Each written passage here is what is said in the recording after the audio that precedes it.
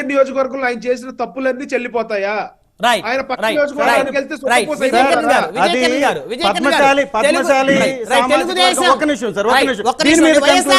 వదిలేసినటువంటి అభ్యర్థులు వైసీపీ టికెట్లు ఇవ్వకుండా ఉన్నటువంటి అభ్యర్థులు ఎవరైతే ఉన్నారో, వైసీపీకి రాజీనామా చేసిన వాళ్ళు ఎవరైతే ఉన్నారో వారి కోసం గోతికాడ నక్కల్లాగా తెలుగుదేశం జనసేన పార్టీ కాసుకొని కూర్చున్నాయా వారిని తెచ్చి పోటీ చేయించుకోవడానికి? తెలుగుదేశం పార్టీ జనసేన పార్టీ బలమైన పార్టీలు, బలమైన నాయకత్వం ఉంది. వైఎస్ఆర్ కాంగ్రెస్ పుట్టుకే కాంగ్రెస్ పార్టీ నాయకులతో మొదలైంది. మనం గతం మర్చిపోకూడదు. గతంలో ఇప్పుడున్న వైఎస్ఆర్ కాంగ్రెస్ పార్టీలో 150 మంది వేరే పార్టీ ఉన్న నాయకులే. ఊరికే మనం అనేస్తే సరిపోదు. రెండోది, చంద్రశేఖర్ గారు ఇందాక అంటారు తెలంగాణలో తెలుగుదేశం పార్టీ పోటీ చేసిందని. తెలంగాణలో తెలుగుదేశం పార్టీ పోటీ చేయలేదు.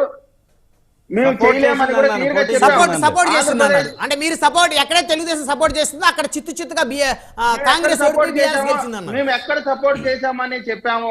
ఒక్క నియోజకవర్గం చెప్పండి.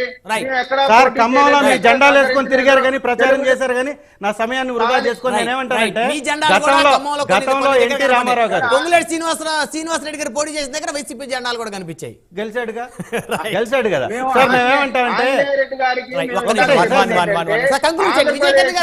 పోరాటాలు చేయడంలో వెనకబడ్డారు అని చెప్తారు. వారి పార్టీ నుంచి ఎవరైతే బయటకు వస్తారో, వైసీపీ బయటకు వస్తారో వారిని తెలుగుదేశం జనసేన తీసుకునే పరిస్థితి లేదా? ఎవరైతే ప్రజామోదం పొందిన నాయకులు ఉన్నారో అది అధిష్టానం నిర్ణయం తీసుకుంటది. కేవలం వాళ్ళ లీడర్ల కోసం ఎదురు చూసే దౌర్భాగ్య పరిస్థితులు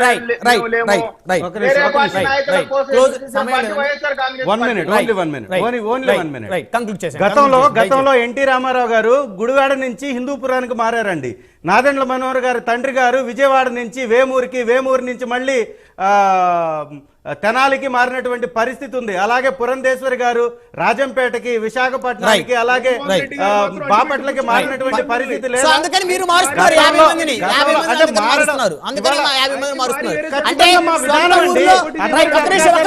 సొంత ఊర్లో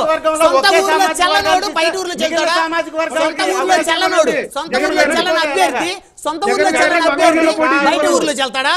చిలకలూరుపేటలో చల్లని విడుదల రజనీ గారు గుంటూరులో చెల్తారా? మంగళగిరిలో చల్లని వ్యక్తి ఇంకొక ఊర్లో చెల్తాడా? చల్లకపోతే ఎందుకు ఇస్తాం ఇంకొక చోట? చల్లతారు కాబట్టి మేమేమంటామంటే ఒక నియోజకవర్గంలో ఒకే సామాజిక వర్గానికి ఇవ్వడం అనేది సామాజిక న్యాయం కాదు. అందుకే ఖచ్చితంగా ఎక్కడికెళ్తే చేతనవుద్ది అతనికి. ఇప్పుడు అన్ని